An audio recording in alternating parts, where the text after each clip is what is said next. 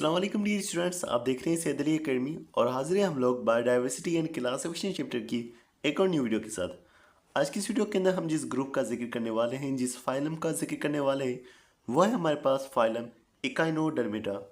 इकाइनो का मतलब होता है कांटों वाला, यानी जिसे इंग्लिश के अंदर हम कहेंगे स्पाइनी, और डर्मेटा का मतलब होता है स्किन, यानी कि ये ऐसे जानवर होते हैं जिनकी स्किन के ऊपर हमें कांटे नज़र आते हैं। अगर हम इनकी हैबिटेट की बात करेंगे, कहाँ पाए जाते हैं, ये सिर्फ और सिर्फ मरीन होते हैं, यानी कि सिर्फ और सिर्फ समंदर के अंदर पाए जाते हैं। अब इनकी अलग अलग शक्लें हो सकती हैं। कुछ फ्लैट हो सकते हैं एक बिस्किट की तरह, जैसे कि है हमारे पास केक अर्चिन। कुछ स्टार शेप हो सकते हैं जिनकी बाजुएं छोटी होंगी, जैसे कि है हमारे पास सी स्टार या स्टार फिश। कुछ जो है हमारे पास ग्लोब्यूलर होंगे, जैसे कि सी अर्चिन है। कुछ स्टार शेप होंगे लेकिन उनकी आर्म्स बड़ी होंगी, जैसे कि है ब्रिटल स्टार। और कुछ जो है लंबे से होंगे, जैसे कि है सी कुकुम्बर। अगर कैरेक्टरिस्टिक्स की बात करी जाए तो ट्रिप्लोब्लास्टिक होते हैं, 3 लेयर्स मौजूद होंगी, एक्टोडर्म, एंडोडर्म और मीजोडर्म। उसके अलावा इनसे पहले जो जानवर हम डिस्कस कर रहे थे वो प्रोटोस्टोम थे, यानी कि उनके अंदर माउथ पहले डेवलप हो रहा था। लेकिन ये वाले जानवर ड्यूट्रोस्टोम होते हैं, इनमें माउथ की बजाय एनस जो है वो पहले से डेवलप होता है, उसके बाद जो है माउथ सेकेंड ओपनिंग के तौर पर डेवलप हो रहा होता है। तो इकानोडर्मेटा और कॉर्डेट्स ये दोनों ही ड्यूट्रोस्टोम होते हैं। उसके अलावा ये सीलोमेट होते हैं, इनके अंदर सीलोम पाई जाती है। अब इनके जो लार्वा है वो बायलेटरल सिमेट्रिकल होता है। लार्वा किसको कहा जाता है? जानदार के अंदर हमें दो जो है अलग अलग शक्लें कभी कभी देखने को मिल सकती है कुछ जानदारों के अंदर। मिसाल के तौर पर फ्रॉग होता है, शुरू के अंदर उसकी शक्ल एक जो है टेडपोल की जैसी होती है। उसके अलावा अगर हम बात करते हैं इंसेक्ट्स की, तो वो कीड़ों के जैसे नजर आते हैं। तो ये जो शक्ल है, बदली हुई शक्ल, ये जो शुरुआती स्टेज है, यंग स्टेज है, इसे लार्वा कहा जाता है। और लार्वे के बाद अडल्ट स्टेज जो होती है उसमें उसकी शक्ल मुख्तलिफ होती है। तो इनका लार्वा जो है बायोलिट्रिकल सिमेट्रिकल होता है, उसमें हमें बायोलिट्रल सिमेट्री नजर आती है। लेकिन के अडल्ट होते हैं वो रेडियल सिमेट्रिकल होते हैं, यानी कि लार्वे को अगर हम बीच से कटेंगे तो दो बराबर हिस्सों में कटेगा, लेकिन जो इनके अडल्ट होंगे उन्हें हम कहीं से भी कट करेंगे तो वो दो बराबर हिस्सों में कट रहे होंगे। तो अडल्ट रेडियल सिमेट्रिकल और लार्वा जो है वो बायोलिट्रल सिमेट्रिकल। इनके लार्वे ट्रांसपेरेंट हमें नजर आते हैं। मजीद बात किया जा रहा है कि इनके अंदर एक ओरल अबोरल एक्सेस होगा, फिर वहाँ से जो है इसकी बॉडी के 5 हिस्से जो हैं इस तरह से मौजूद हो सकते हैं, जैसा कि हमें स्टारफिश के अंदर नज़र आ रहा होता है। 5 होंगी या 5 से ज़्यादा हो सकते हैं। उसके अलावा अगर हम बात करेंगे, इनके अंदर एंडोस्केलेटन मौजूद हो सकता है, जो कि कैल्शियम कार्बोनेट का बना हो सकता है। वो छोटी हड्डियों का बना होगा और उन्हें जो है ऑसिकल्स कहा जाता है। होता क्या है कि इनका जो मीजोडर्म होता है, जो कि मिडिल लेयर होता है, वो इन बोन्स को बना रहा होता है। वो बॉडी के अंदर रहते हैं, लेकिन कुछ केसेस के अंदर ये जो कांटे होते हैं ये बॉडी के बाहर भी आ जाते हैं। इसी वजह से इनकी जो स्किन होती है वो हमें कांटों वाली नज़र आती है। उसके अलावा इनका एक खास सिस्टम होता है जो इनके अंदर पाया जाता है, बाकी जानवरों में नहीं होता। वो होता है इनका water vascular system. Water vascular system इनके अंदर मौजूद होता है, जिसके अंदर ट्यूब्स होती हैं जो कि पूरी बॉडी में फैली हुई होती हैं, और उसके जरिए से वाटर जो है वो पूरी बॉडी में फैला हुआ होता है। तो वाटर वेस्कुलर सिस्टम इनके यहाँ पाया जाता है।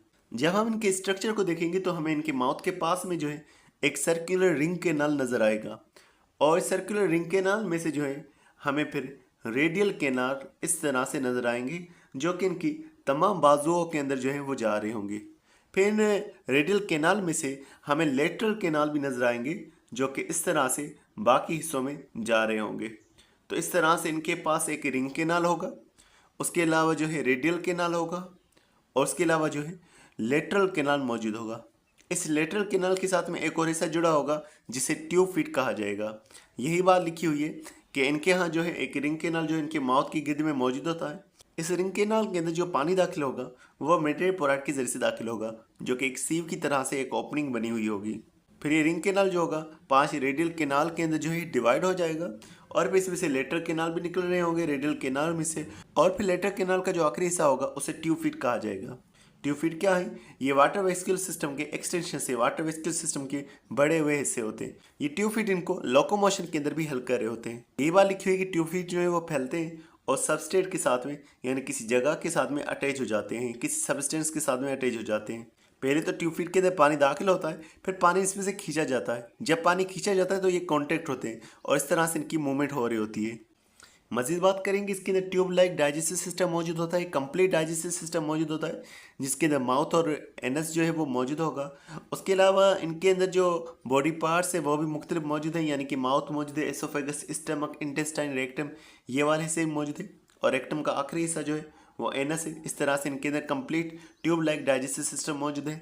उसके अलावा मजीद बात बयान की जा रही है कि इनके पास रेस्पिरेशन और एक्सक्रीशन के लिए कोई खास ऑर्गन्स मौजूद नहीं होते। उसके अलावा बात करेंगे इनके नर्वस सिस्टम के हवाले से, तो पॉली डेवलप्ड नर्वस सिस्टम में मौजूद होता है, मतलब कि नर्वस सिस्टम भी कोई खास मौजूद नहीं है और ना ही कोई सेंट्रल नर्वस सिस्टम इनमें हमें देखने को मिलता है। इनके अंदर नर्व नेट होती है, मतलब कि पूरी बॉडी के अंदर जो है न्यूरॉन्स जो है वो फैले हुए होते हैं और उन न्यूरॉन्स में से नर्व रिंग भी निकल सकती है और रेडियल नर्व्स भी निकल सकती है जो कि फिर पूरी बॉडी में फैली हुई होंगी।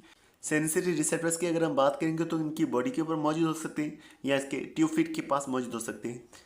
मजीद बात करेंगे एकाइन ड्रम्स के हवाले से, ये यूनिसेक्सुअल होते हैं, मेल फीमेल अलग होते हैं, तो इस वजह से ये सेक्सुअल रिप्रोडक्शन भी कर पाते हैं। असेक्सुअल रिप्रोडक्शन की बात करेंगे तो अगर इनकी बॉडी कहीं से कट हो जाती है तो फिर दूसरा हिस्सा जो है वो डेवलप इनका हो जाता है, यानी कि इनके अंदर हमें रीजनरेशन देखने को मिलती है।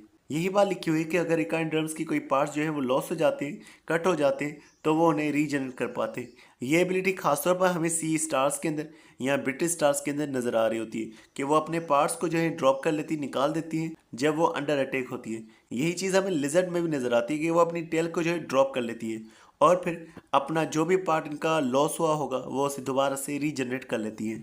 तो यहाँ पर आप starfish, brittle star, cake urchin, sea urchin इनको भी देख सकते हैं। नीचे मौजूद यहाँ पर ट्यूब फीट के स्ट्रक्चर को भी आप देख सकते हैं। इसका ऊपर वाला हिस्सा जो है वो एम्प्यूला कहलवाएगा और इस तरह से यहाँ पर आपको मिडरेपोराइट और रिंग केनाल ये वाले हिस्से भी नज़र आ रहे हैं। तो ये स्टूडेंट्स आज की ना बस इतना ही था। उम्मीद करता हूँ ये वीडियो आपको पसंद आई होगी। इंशाल्लाह मिलते हैं नेक्स्ट वीडियो में, तब तक अपना बहुत सारा ख्याल रखिएगा। अस्सलाम वालेकुम।